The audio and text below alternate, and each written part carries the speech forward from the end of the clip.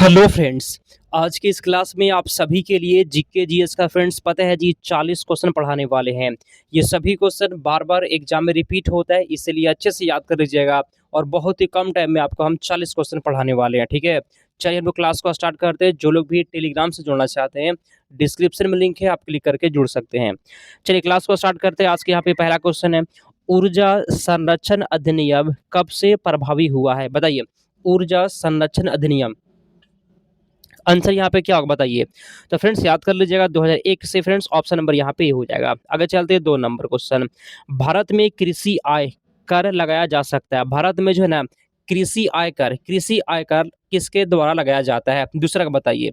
भारत में कृषि आयकर जो है फ्रेंड्स लगाया जाता है राज्य सरकारों के द्वारा। ठीक है, ऐसा ही क्वेश्चन फ्रेंड्स एग्जाम में बार बार रिपीट हुआ, इसीलिए याद कर लीजिएगा। अगला क्वेश्चन, आगे बढ़ने से पहले थोड़ा सा प्रूफ देख लीजिए। क्वेश्चन ये पूछा गया, सेम क्वेश्चन हम क्लास में पढ़ा दिए थे, क्लास का स्क्रीनशॉट। ये क्वेश्चन पूछा गया, क्लास में पढ़ा दिए थे। ये क्वेश्चन पूछा गया, क्लास से पढ़ा दिए थे। क्लास से ऐसे क्वेश्चन हूबहू आता है। प्रूफ देखिए आपके सामने है। ये क्वेश्चन पूछा गया फ्रेंड्स मेरा नोट्स में, ये क्वेश्चन पूछा गया मेरा नोट्स में।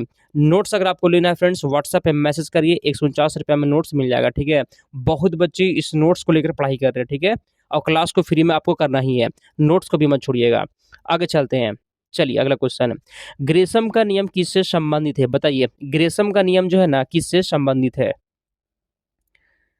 ग्रेसम का नियम जो है फ्रेंड संबंधित है मुद्रा के प्रचलन से। ऑप्शन नंबर सी हो गया। अगला क्वेश्चन 4 नंबर, लघु सिंचाई योजनाओं का कृषि का मान क्षेत्र कितने हेक्टेयर तक होता है? 4 नंबर क्वेश्चन बताइए तो, लघु सिंचाई योजनाओं का कृषि का मान क्षेत्र कितना हेक्टेयर तक होता है?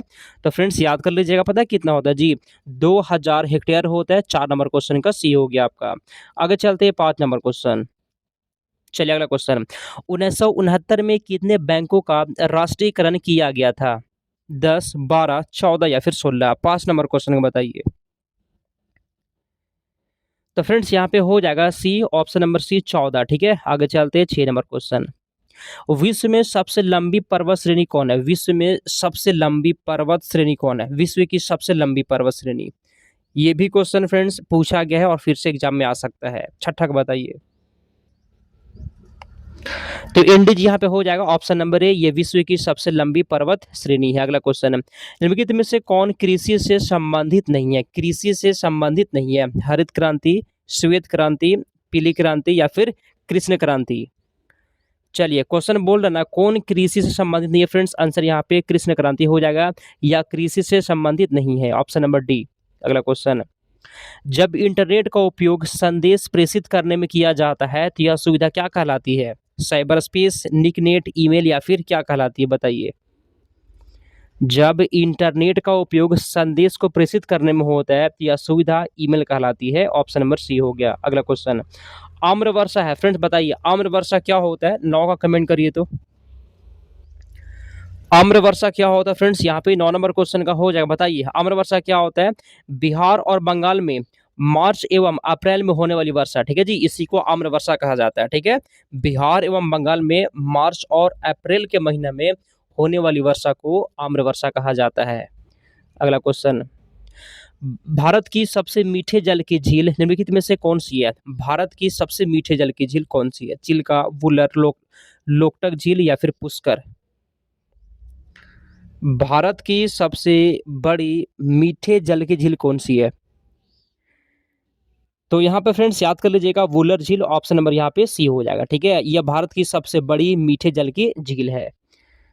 अगला क्वेश्चन, 73वां संविधान संशोधन किससे संबंधित है? 73वां संविधान संशोधन कमेंट करिए तो। फिर से बताते हैं फ्रेंड्स, अगर आपका तैयारी अभी तक अच्छा नहीं है ना, अभी भी आपके पास मौका है, मेरा नोट्स लेकर पढ़ाई करिए और क्लास करिए, यहाँ से नंबर आपका हूबहू क्वेश्चन एग्जाम में मैच करता है जी। छोड़िए मत इसको। ठीक है, नोट्स तो मत छोड़िएगा और क्लास तो आपको करना ही है। यहाँ पे 11 का बी हो जाएगा, पंचायती राज प्रणाली से। अगला क्वेश्चन, इसमें से कौन सा खेल ओलंपिक में सम्मिलित नहीं है? इसमें से कौन सा खेल ओलंपिक में नहीं है? आसान क्वेश्चन है।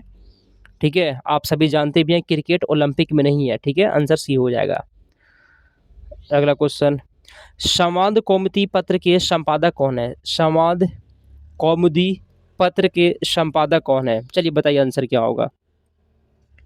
जो लोग भी टेलीग्राम से जुड़ना चाहते होंगे, डिस्क्रिप्शन में लिंक है, आप क्लिक करके जुड़ सकते हैं, ठीक है। यहाँ पे हो जाएगा फ्रेंड्स ऑप्शन नंबर ए, राजा राम मोहन राय हो जाएगा।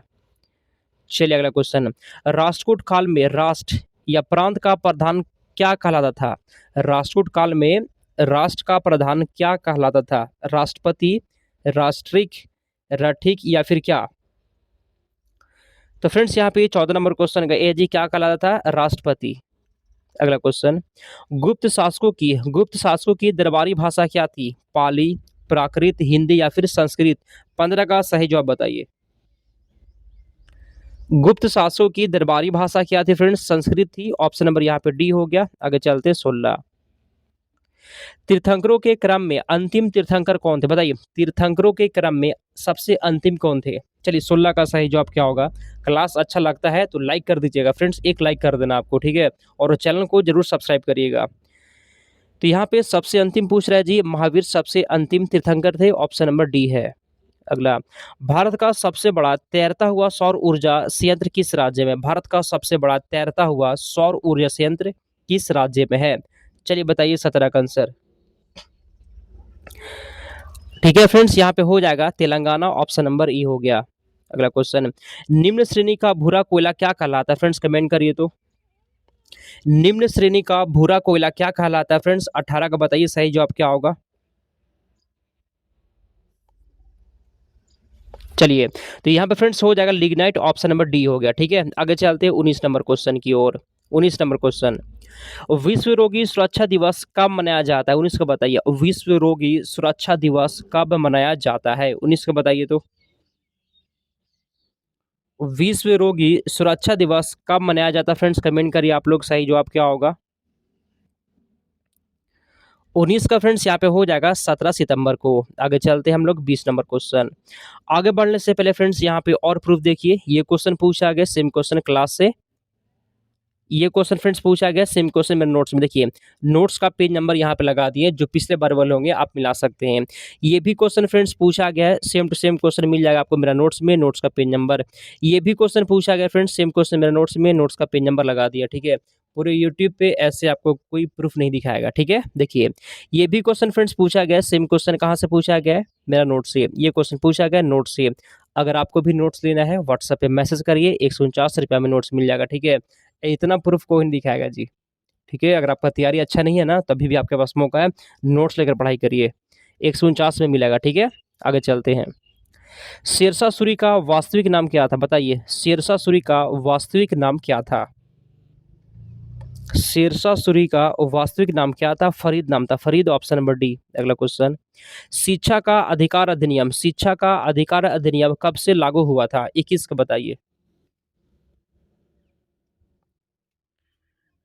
शिक्षा का अधिकार अधिनियम कब से लागू हुआ था? 21 नंबर क्वेश्चन यहाँ पे हो जाएगा ऑप्शन नंबर ए, 1 अप्रैल 2010 यहाँ पे सही जवाब है। अगला क्वेश्चन 22, निम्नलिखित में से प्राकृतिक पारिस्थितिकी तंत्र का उदाहरण कौन सा है? क्या पूछ रहा है आपसे? प्राकृतिक इसमें से कौन सा है जी? बताइए, खेत, बांध, झील या फिर पार्क? 22 का आंसर कमेंट करिए तो। ठीक है, तो फ्रेंड्स यहाँ पे 22 का हो जाएगा झील। ऑप्शन नंबर यहाँ पे सी हो जाएगा, ठीक है। अगला क्वेश्चन 23 नंबर, निम्नलिखित में से किसे लोकसभा भंग करने का अधिकार होता है? निम्नलिखित में से किसे लोकसभा भंग करने का अधिकार होता है? 23 का बताइए। चलिए, इसमें से किसे लोकसभा को भंग करने का अधिकार होता है फ्रेंड्स? आंसर यहाँ पे हो जाएगा राष्ट्रपति के पास ये अधिकार होता है। अगला क्वेश्चन, राष्ट्रीय आय के आंकड़े होते हैं पूर्ण, सही, वास्तविक, अनुमानित या फिर सभी? 24 नंबर क्वेश्चन का सी है फ्रेंड्स, ऑप्शन नंबर सी हो जाएगा, अनुमानित होते हैं। अगला क्वेश्चन, कृष्ण क्रांति का संबंध किससे होता है? कृष्ण क्रांति का संबंध किससे है? 25 का बताइए।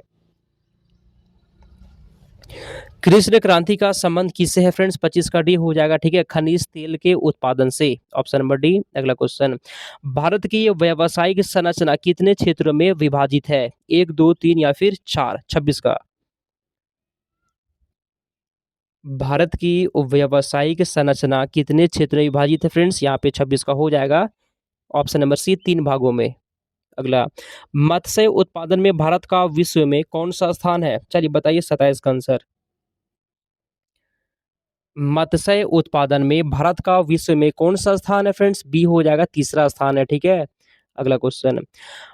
चलिए, भारत का वित्तीय वर्ष आरंभ होता है 1 जनवरी, 1 मार्च, 1 अप्रैल या फिर 1 दिसंबर से। तो यहाँ पे 28 का बताइए, 1 अप्रैल से। ठीक है, अगला क्वेश्चन। सर्वोदय योजना का प्रारूप किसके द्वारा तैयार किया गया था? 29 का जवाब बताइए, यहाँ पे क्या होगा? सर्वोदय योजना का प्रारूप किसके द्वारा तैयार किया गया था? चलिए बताइए। तो फ्रेंड्स याद रखना है, जयप्रकाश नारायण के द्वारा, ऑप्शन नंबर डी। अगला क्वेश्चन। भारत में सिंचाई का सबसे महत्वपूर्ण साधन क्या है? नहरें, कुएं, नलकूप या फिर तालाब? सिंचाई की बात हो रहा है, ठीक है, तो यहाँ पे फ्रेंड्स नहरें, ऑप्शन नंबर ए हो जाएगा। ठीक है, ये सबसे महत्वपूर्ण साधन है सिंचाई का भारत में, नहरें। अगला, भारतीय दलहन शोध संस्थान कहाँ पर है? इलाहाबाद, फैजाबाद, कानपुर या फिर इंदौर में? भारतीय दलहन शोध संस्थान की बात करें फ्रेंड्स, 31 का सी हो जाएगा, ये कानपुर में है। अगला क्वेश्चन। चलिए, मानसून के प्रारंभ में बोई जाने वाली फसल को क्या कहते हैं? मानसून के प्रारंभ में बोई जाने वाली फसल को क्या कहते हैं? चलिए बताइए, 32 का आंसर। आसान क्वेश्चन है फ्रेंड्स, यहाँ पे 32 नंबर क्वेश्चन का हो जाएगा। पता है क्या कहते हैं उसे? खरीफ फसल कहते हैं, आंसर सी हो गया। ठीक है, अगला क्वेश्चन। भारत में औद्योगिकरण की प्रक्रिया किस पंचवर्षीय योजना में प्रारंभ की गई थी? चलिए बताइए, पहला, द्वितीय, तृतीय या फिर चतुर्थ? चलिए फ्रेंड्स, इसका यहाँ पे क्या होगा? सही जवाब द्वितीय हो जाएगा। ठीक है, द्वितीय पंचवर्षीय योजना में। अगला क्वेश्चन। इसमें से कौन सा बांध बेतवा नदी पर स्थित है? बताइए आंसर क्या होगा? जो भी लोग फ्रेंड्स अभी तक चैनल को सब्सक्राइब नहीं किए फ्रेंड्स, चैनल को भी सब्सक्राइब कर लीजिएगा। ठीक है, यहाँ पे 34 का हो जाएगा फ्रेंड्स, बी, राजघाट बांध पर बी हो जाएगा। ठीक है, अगला क्वेश्चन। वायुमंडल के ऊपरी भाग में ओजोन परत हमारी किससे रक्षा करती है? 35 का बताइए तो सही जवाब। वायुमंडल के ऊपरी भाग में ओजोन परत हमारी रक्षा किससे करती है फ्रेंड्स? यहाँ पे हो जाएगा। चलिए बताइए 35 का आंसर। पराबैंगनी किरणों से, याद कर लीजिएगा, ओजोन परत जो है ना फ्रेंड्स हमें रक्षा करती है पराबैंगनी किरणों से। ठीक है, ये बहुत बार क्वेश्चन पूछा गया, बहुत बार। अगला, किसने कहा था कि अर्थशास्त्र धन का विज्ञान है? एडम स्मिथ, जेके मेहता, मार्शल या फिर सभी? ये बात बोले थे फ्रेंड्स एडम स्मिथ ने, ऑप्शन नंबर ए है। अगला क्वेश्चन। आगे बढ़ने से पहले फ्रेंड्स और प्रूफ देखिए ताकि आपको और भरोसा हो सके। ये क्वेश्चन पूछा गया है मेरा नोट्स में, क्वेश्चन पूछा गया है मेरा नोट्स में, क्वेश्चन पूछा गया है मेरा नोट्स में, ये भी क्वेश्चन पूछा गया नोट से, ये भी क्वेश्चन नोट से। नोट से ऐसे हूबहू क्वेश्चन आता है। अगर आपको भी लेना नोट्स, व्हाट्सएप पे मैसेज करिए, 149 रुपया में नोट्स आपको मिल जाएगा। अगला क्वेश्चन, ठीक है, अगला क्वेश्चन। नोट्स को मत छोड़िएगा जी, नोट्स पढ़ लेते हैं ना, यहाँ से भी आपका नंबर बहुत अच्छा आ सकता है। अगला, मौलिक अधिकार किस भाग के अंतर्गत आता है? मौलिक अधिकार किस भाग के अंतर्गत में आता है?